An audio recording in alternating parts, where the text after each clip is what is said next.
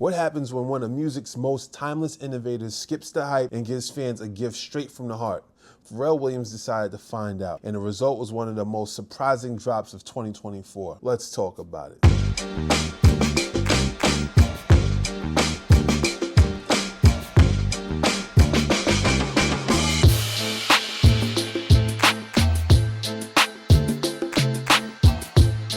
What's good, everybody? I'm Lighthouse, and you're now tuned into another episode of Everything Ain't For Everybody. And today we're going to be talking about, get this, Pharrell's Virginia Black Yacht Rock Volume 1 City of Limitless Access album, okay? And we're gonna abbreviate that and just say Black Yacht Rock, because that's a long fucking title, okay? Moving right along. So this album was very interesting because I was expecting a N.E.R.D album, and I don't know if we're ever gonna get a N.E.R.D album. Be that as it may, there was no promo for this, there was no warning, it was just vibes. So back on Pharrell's 51st birthday last year in 2024, Pharrell pulled one of the coolest moves of his career. He quietly dropped a brand new 10-track project exclusively available at blackyachts.com.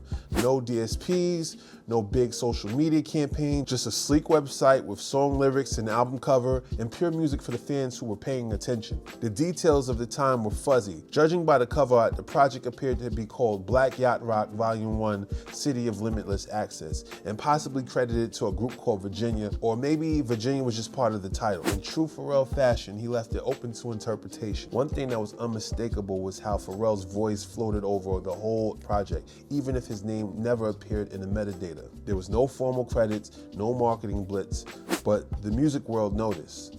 Tyler, the creator, shouted out the song Caged Bird Free on X, and Pusha T shared a direct link to the project on his Instagram story, helping spread the word. I believe that's how I found out about it.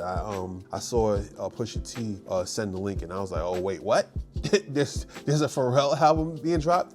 And I was like, what is this? I don't think it doesn't even say Pharrell's name on it. So I just was like, what is this? And then I go online and I'm looking up and it's like Pharrell just drops a surprise album. And I'm like, okay, this is dope. Let me check it out. Musically, Pharrell leans into breezy, meticulously layered grooves, a sound that Yacht Rock fans might nod to, even if the project didn't exactly mimic the traditional Yacht Rock playbook. Something that paired effortlessly with the Ralph Lauren-inspired aesthetic Pharrell had been championing at Louis Vuitton. Crisp guitars, soft electric keys, glowing synth flourishes, and Pharrell's feather-light falsetto defined the mood. It felt sun-soaked and effortlessly cool. If anyone was possibly hoping for a rap-heavy throwback like In My Mind, this wasn't it. And honestly, that was for the better. Pharrell's melodic instincts have always been his strongest suit, in my opinion. Tracks like the previous mentioned Caged Bird Free captured that magic perfectly. Heartfelt, soaring, and tailor-made for a top-down drive with a far-out destination. That's exactly how I experienced this song in this album, on a 3-hour ride to visit my sister upstate New York. It's the perfect soundtrack for a warm, open road journey. You know what? Let's check out Caged Bird Free, as I really like this song. I like the way it opens up and just feels like freedom, if you will. Let's check it out. Barely spend the dough with my tight circle of friends and sell conch shells. I'll be fine. My new wife says margarita time.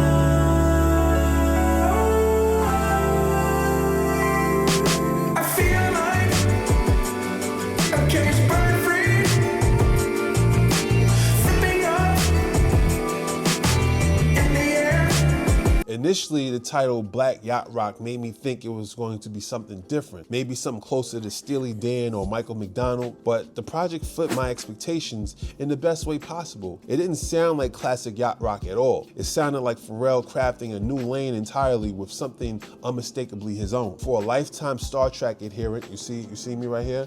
You see I got my Star Trek shit on right now, you know what I mean? Yeah.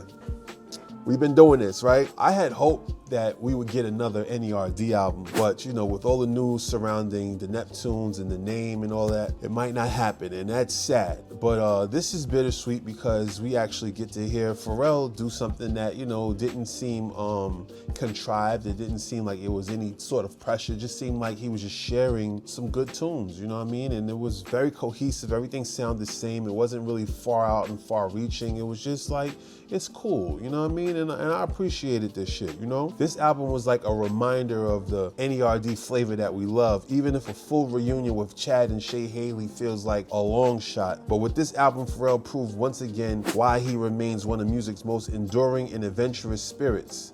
The tight songwriting, rich bridges, and guitar-driven focus gave the album a sense of cohesion that felt intentioned and even visionary. Overall, I wasn't mad at this album at all. In fact, I appreciated certain moments of the brilliance even more than I expected. And this album, even a year later, still is a bop. It's boppable, you know what I'm saying?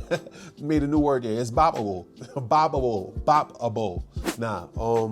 This album's cool, you know what I'm saying? Like, you know, when you have somebody that you like their music a certain way, you kind of have expectations, but then, you know, as a creative myself, you know, you have to kind of allow artists the space to like branch out and do something completely different. That's my time, y'all. If anyone hears anything about Chad doing like a solo album, please let me know. I would love that. That would be dope if Chad did a solo album, just instrumentation, like just with synths. That would be dope, yo. I would love to hear that, you know what I mean? Like a Chad Hugo album would be fire. I think Chad is just like a rock star, doesn't really care for all of the extra shit. He just makes his music, goes home to his family, and just loves instruments and loves playing all of them. But I think he's a genius, and I hope someday these two can get back together and like really do something, you know what I mean? Like, y'all came up together. It's really sad, but you know, things happen in life. You know, we don't know what's going on behind the scenes between them. And you know, I just hope along all the other N.E.R.D fans and Star Trek fans that these guys could figure something out and, you know, do something for the fans, man. We need y'all, man, you know? But that's my time, y'all. Thanks for tuning in to another episode of Everything for Everybody. Remember to like, comment, subscribe, and spread the word. Yeah, man, and I'll see y'all soon, man. We're out. Peace.